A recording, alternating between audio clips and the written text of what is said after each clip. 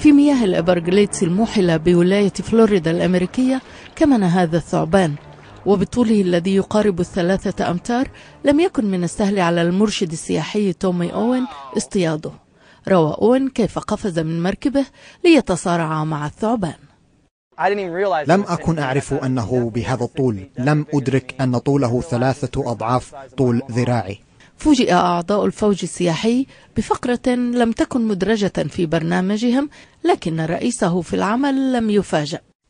تومي دائما شديد الجرأة. وتمتد الإيفرغليدز التي يطلق عليها اسم نهر الأعشاب مساحة 1.5 مليون فدان، ويستوطن فيها عدد من أكثر الحيوانات في العالم عرضة للانقراض. لكن هذا التعايش والتوازن البيئي مهدد بسبب هذه الثعابين البرمية التي تكاثرت منذ أطلق بعض مربي الحيوانات عددا منها في الخلاء. وكان مشاهدة هذا المرشد وهو يصارع الثعبان إلى أن قضى عليه خبرة فريدة لمن كانوا معه من السياح. وهنا تنبيه: فحين تزور الإيفرغليدز خذ حذرك، ففيها حيوانات أخرى غير التماسيح.